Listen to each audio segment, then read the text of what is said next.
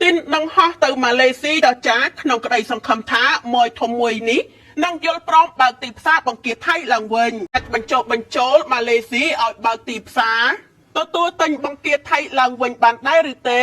គណៈក្រុមកសិករចិញ្ចឹមបង្គាថៃដាក់អវសានវត្ត10ថ្ងៃបាតកម្មទ្រង់ទ្រីធំនៅកណ្ដាលទីក្រុងបាងកកប្រសិនបើការចរចានៅតែគ្មានលទ្ធផលស្ថិតក្នុងពេលដែលកសិករចិញ្ចឹមបង្គាថៃកំពុងផ្ទុះការមិនពេញចិត្តនឹងដាក់អវសានវត្តដល់រដ្ឋាភិបាលថៃត្រឹមថ្ងៃទី14ខែកក្កដាដើម្បីដោះស្រាយវិបត្តិតម្លៃបង្គាធ្លាក់ចុះ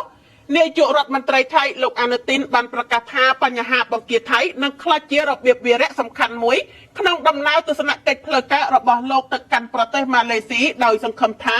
អាចបញ្ចុះបញ្ចូលឲ្យភាគីម៉ាឡេស៊ីបើកទីផ្សារទទួលទិញបង្គាថៃឡើងវិញលោកអានុទីនក្រុងបំពេញទស្សនកិច្ចផ្លូវការនៅប្រទេសម៉ាឡេស៊ីរយៈពេល2ថ្ងៃគឺនៅថ្ងៃទី9និងទី10ខែកក្កដាឆ្នាំ2026ខណៈបញ្ហាការនាំចេញបង្គាត្រូវបានចាត់ទុកថាជាប្រធានបទសំខាន់មួយក្នុងជំនួបជាមួយថ្នាក់ដឹកនាំម៉ាឡេស៊ីការប្រកាសនេះធ្វើឡើងបន្ទាប់ពីម៉ាឡេស៊ីបានផ្អាកនាំចូលបង្គាថៃ5ប្រភេទចាប់តាំងពីថ្ងៃទី1ខែមិថុនាឆ្នាំ2026ដែលបានធ្វើឲ្យឧស្សាហកម្មចិញ្ចឹមបង្គារបស់ថៃរងផលប៉ះពាល់យ៉ាងខ្លាំងលោកអានុទីនបានបញ្ជាក់ថាលោកនឹងលើកបញ្ហានេះពិភាក្សាដោយផ្ទាល់ជាមួយនាយករដ្ឋមន្ត្រីម៉ាឡេស៊ីគណៈក្រសួងកសិកម្មនិងក្រសួងពាណិជ្ជកម្មថៃក៏បានចាប់ផ្ដើមការចរចាជាមួយភាគីម៉ាឡេស៊ីរួចហើយដែរប៉ុន្តែសម្ពាធលើរដ្ឋាភិបាលថៃក៏កំពុងកើនឡើងដូចគ្នានៅថ្ងៃដដែលតំណាងកសិករចិញ្ចឹមបង្គាជិត30នាក់មកពីសហករណ៍វារីវប្បកម្មខេត្តត្រាំងតំណាងឲ្យស្រុកឆ្នេរសមុទ្រចំនួន5បានដាក់លិខិតតាមរយៈសមាជិកសភាដើម្បីបញ្ជូនទៅកាន់រដ្ឋាភិបាលព្រមទាំងភ្ជាប់បញ្ជីឈ្មោះកសិកររងផលប៉ះពាល់ជាង260នាក់ដោយទាមទារឲ្យដោះស្រាយបញ្ហាតម្លៃបង្គាធ្លាក់ចុះ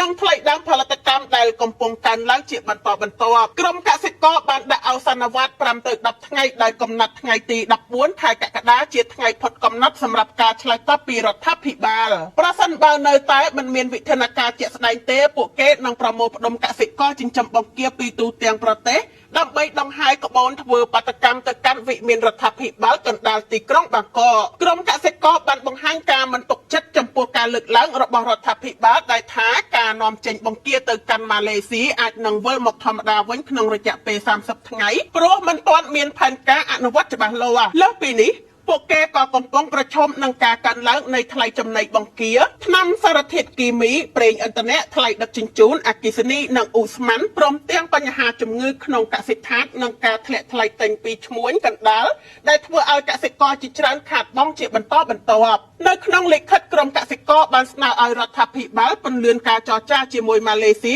ដើម្បីឲ្យការនាំចូលបង្គាថៃអាចបើកឡើងវិញក្នុងរយៈពេល5ទៅ10ថ្ងៃបន្ទាប់ពីការចរចាព្រមទាំងជំរុញការប្រើប្រាស់បង្គាក្នុងស្រុកកាត់បន្ថយថ្លៃដើមផលិតកម្មនិងកំណត់ឲ្យឧស្សាហកម្មបង្គាក្លាយជារបៀបវារៈជាតិដើម្បីធានាការអភិវឌ្ឍប្រកបដោយចីរភាពប្រធានសហគមន៍វារីវប្បកម្មខេត្តត្រាំងលោកចារឿនយ៉ុងស្តាបានបញ្ជាក់ថាបច្ចុប្បន្នកសិករជាងពាក់កណ្ដាលបានផ្អាកការចិញ្ចឹមបង្គារួចហើយដោយសារខាត់បង់ជាបន្តបន្ទាប់លោកប្រមានថាប្រសិនបើដល់ថ្ងៃទី14ខែកក្កដានៅតែមិនមានដំណោះស្រាយច្បាស់លាស់កសិករចិញ្ចឹមបង្គាពីទូទាំងប្រទេសនឹងដង្ហែក្បូនទៅកាន់វិមានរដ្ឋាភិបាលដើម្បីដាក់សម្ពាធឲ្យរដ្ឋាភិបាលចេញវិធានការជាក់ស្ដែង